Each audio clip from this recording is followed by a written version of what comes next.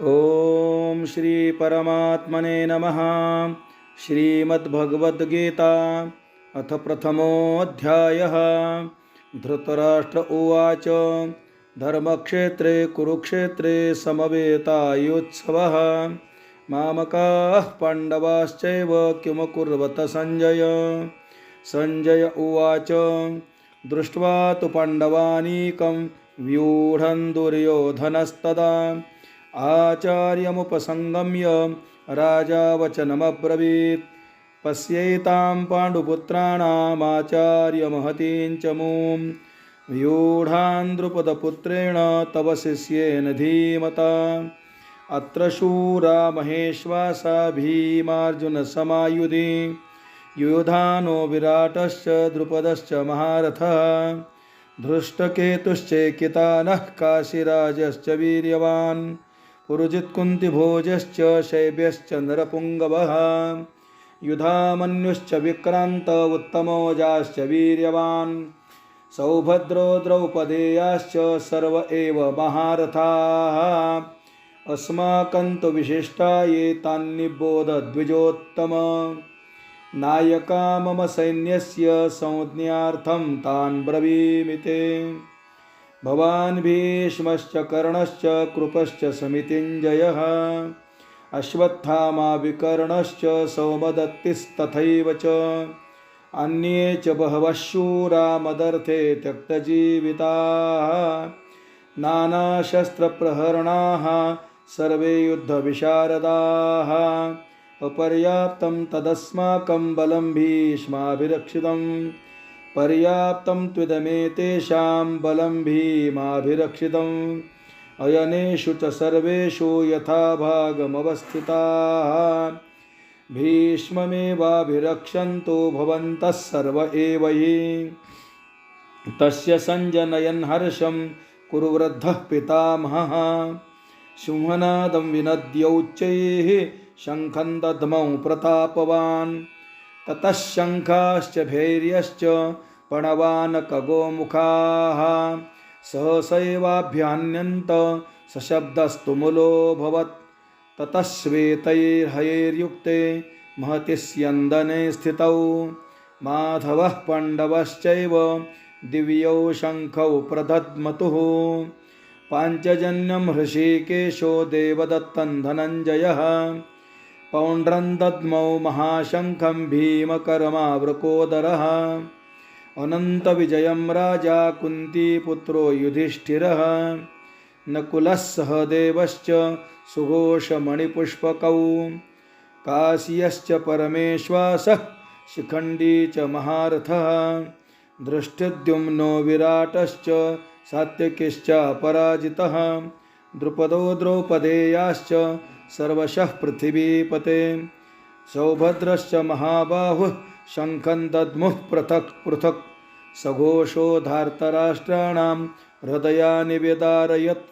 नभश्च पृथिवीं चैव तुमुलो विरुणादयन् अथ व्यवस्थितान् दृष्ट्वा धार्तराष्ट्रान् कपिध्वजः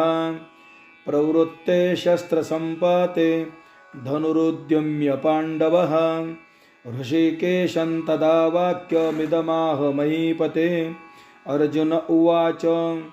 सेनयोरुभयोर्मध्ये रथं स्थापय मेच्युत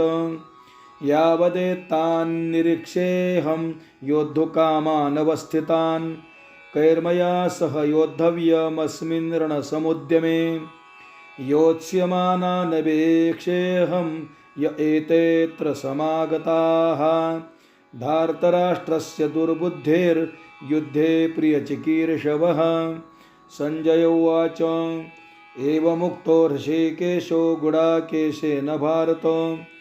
सेनयोरुभयोर्मध्ये स्थापयित्वा रथोत्तमं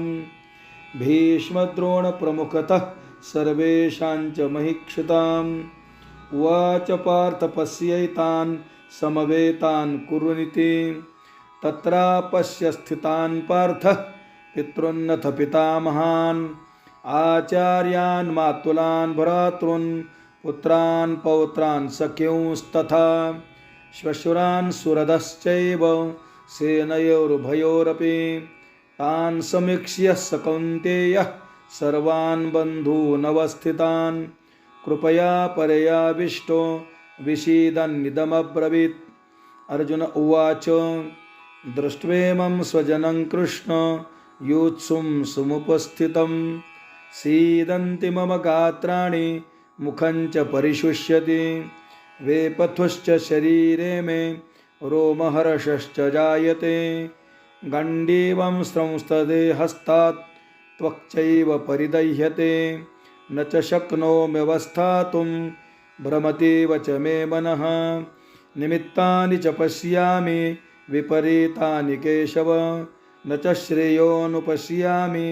हत्वा स्वजनमाहवे न काङ्क्षे विजयं कृष्ण न च राज्यं सुखानि च किन्नो राज्येन गोविन्द किं भोगैर्जीवितेन वा येषामर्थे काङ्क्षितं नो राज्यं भोगाः सुखानि च त इमेव स्थिता युद्धे प्राणान् त्यक्त्वा धनानि च आचार्याः पितरः पुत्रास्तथैव च पितामहाः मातुलाः श्वशुराः पौत्राः शालाः सम्बन्धिनस्तथा एतान् हन्तुमिच्छामि घ्नतोऽपि मधुसूदन अपि त्रैलोक्यराज्यस्य हेतोः किन्नु मही कृते निहत्य धार्तराष्ट्रान्नः का प्रीतिः स्याज्जनार्दन पापमेवाश्रयेदस्मान् हत्वैतानाततायिनः तस्मान्नर्हा वयं हन्तुं धार्तराष्ट्रान् स्वबान्धवान् स्वजनं हि कथं हत्वा सुखिनः श्याम माधव यद्यप्येतेन पश्यन्ति लोभोपहतचेतसः कुलक्षयकृतं दोषं मित्रद्रोहे च पातकं कथं न ज्ञेयमस्माभिः पापादस्मान्निवर्तितुं कुलक्षयकृतं दोषं प्रपश्यद्भिर्जनार्दन कुलक्षये प्रणश्यन्ते कुलधर्माः सनातनाः धर्मे नष्टे कुलं कृत्स्न मधर्मोऽभिभवत्युत अधर्माभिभवात् कृष्ण प्रदुष्यन्ति कुलस्त्रियः स्त्रीषु दुष्टाषु वार्ष्णेय जायते वर्णसङ्करः संकरो नरकायैव कुलघ्नानां कुलस्य च पतन्ति पितरो हेषां लुप्तपिण्डोदकक्रियाः दोषेरेतैः कुलघ्नानां वर्णसङ्करकारकैः उत्साद्यन्त्यजात्यधर्माः कुलधर्माश्च शाश्वताः उत्सन्नकुलधर्माणां मनुष्याणां जनार्दन नरके नियतं वासो भवतीत्यनुशुश्रुमो अहो बत महत्पापं कर्तुं व्यवसिता वयं यद्राज्यसुखलोभेन हन्तुं स्वजनमुद्यताः यदि माम प्रतीकारमशस्त्रं शस्त्रपाणयः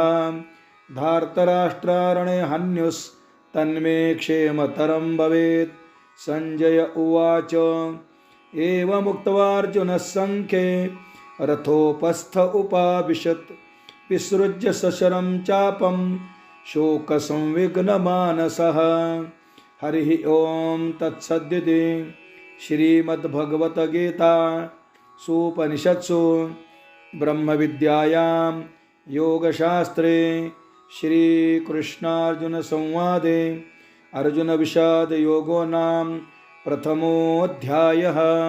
तत्सत् श्रीकृष्णार्पणमस्तु।